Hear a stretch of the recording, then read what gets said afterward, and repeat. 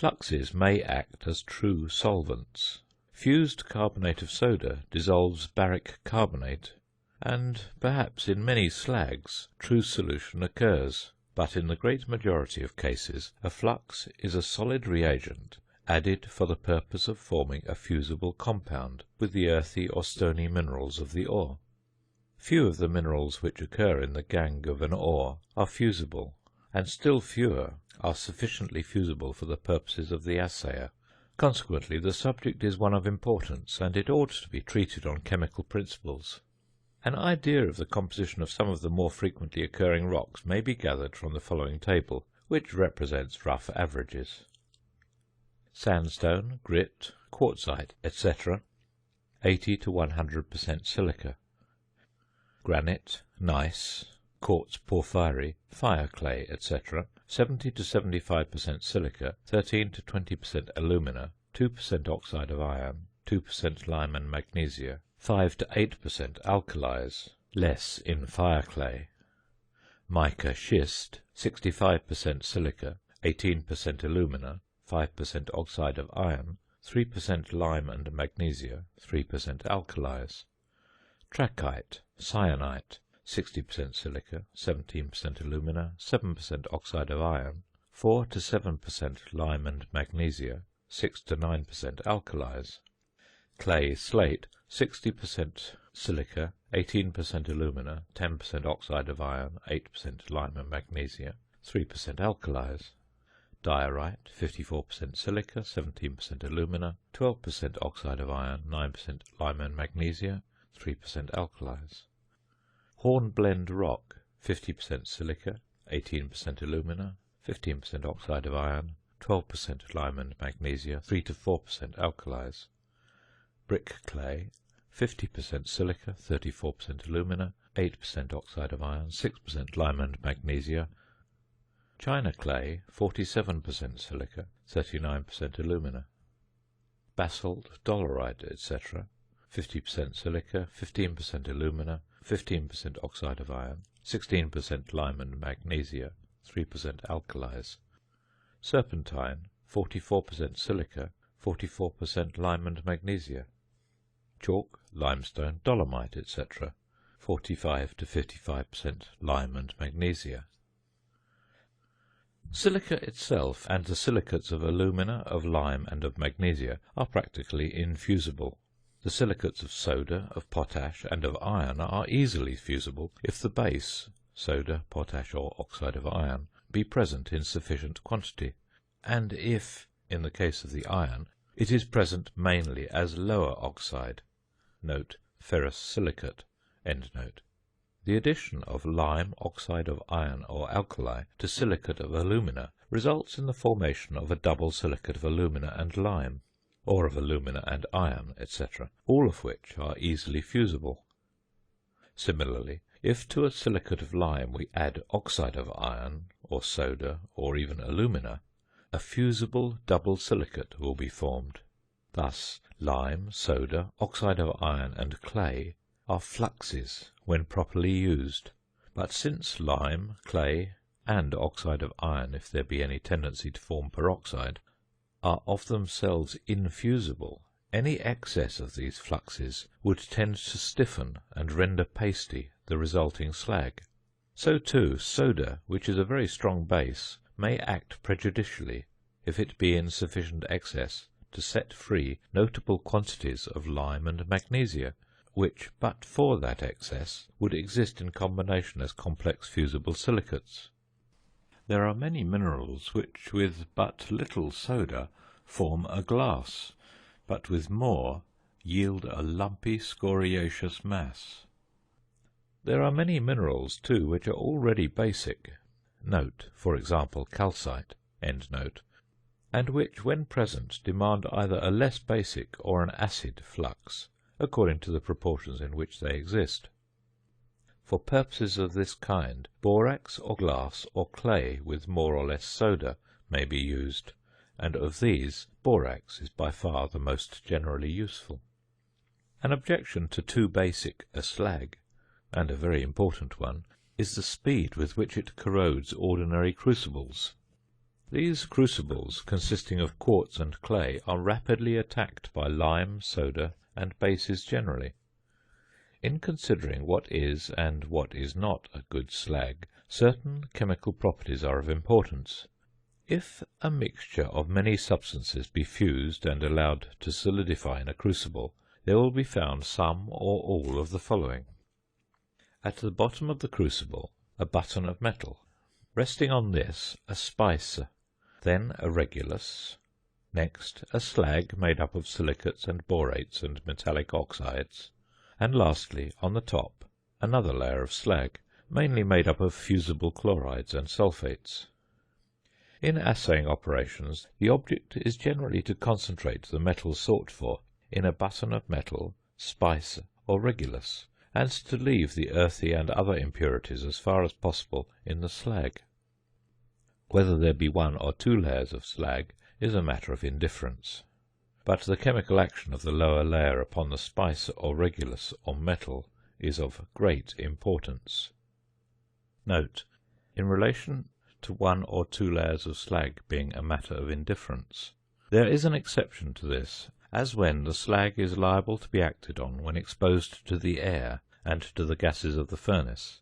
In this case, a layer of fused common salt floating on the slag, so as to protect it from the air and furnace gases, is a distinct advantage.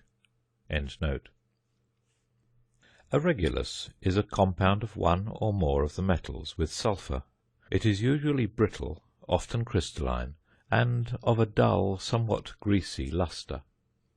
It is essential that the slag, when solid, shall be so much more brittle than the regulus that it shall be easy to crumble and remove it without breaking the latter, and it must not be basic. The effect of fusing a regulus with a basic slag is well seen when sulphide of lead is fused with carbonate of soda.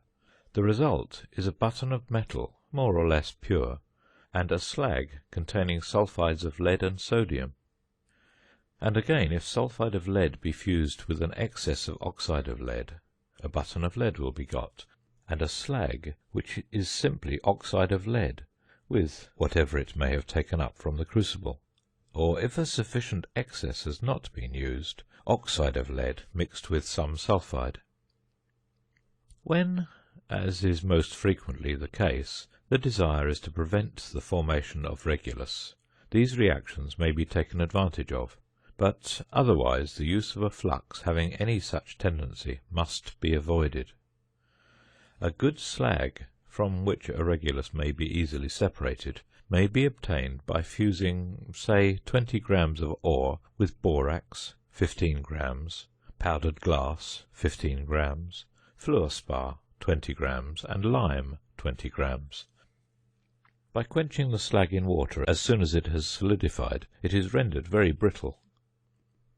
Sulphide of iron formed during an assay will remain diffused through the slag, instead of fusing into a button of regulus, if the slag contains sulphide of sodium. The same is true of other sulphides if not present in too great a quantity, and if the temperature is not too high. Spices. Reader's note. Spelt S-P-E-I-S-E-S. End reader's note. Spices are compounds of a metal or metals with arsenic. They are chiefly of interest in the metallurgy of nickel, cobalt, and tin. They are formed by heating the metal or ore in covered crucibles with arsenic and, if necessary, a reducing agent. The product is fused with more arsenic under a slag consisting mainly of borax. They are very fusible, brittle compounds. On exposure to the air at a red heat, the arsenic and the metal simultaneously oxidize. When iron, cobalt, nickel, and copper are present in the same spice, they are eliminated in the order mentioned. Slags from which metals are to be separated should not be too acid, at least in those cases in which the metal is to be reduced from a compound, as well as separated from earthy impurities. Where the object is simply to get a button of metal from a substance in which it is already in the metallic state, but mixed with dross, made up of metallic oxides, such as those of zinc or iron, from which it is desired to separate it, An acid flux like borax is best, or if the metal is easily fusible, and there would be danger of loss of metal by oxidation or volatilizing, it may be melted under a layer of resin or fat.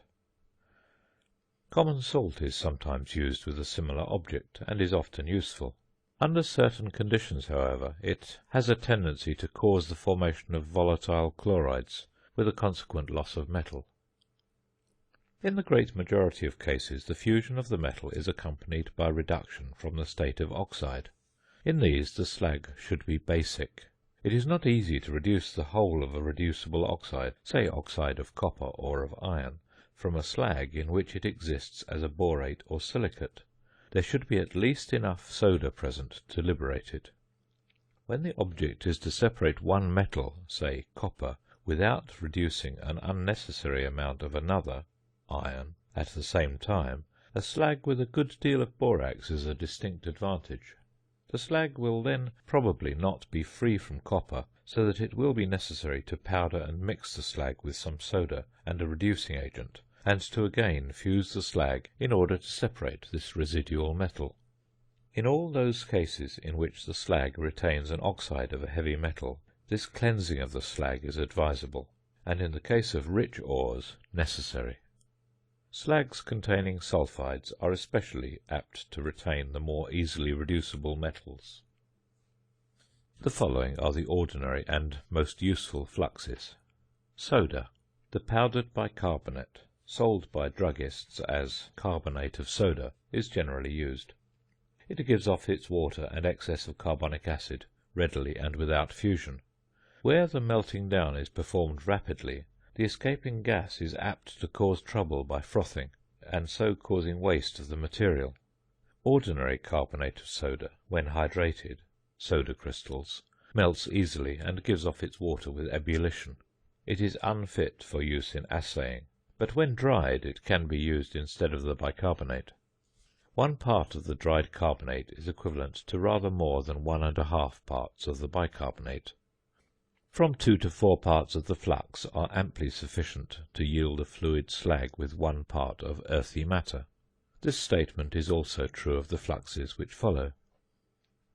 Borax is a hydrated biborate of soda, containing nearly half its weight of water. When heated, it swells up, loses its water, and fuses into a glass.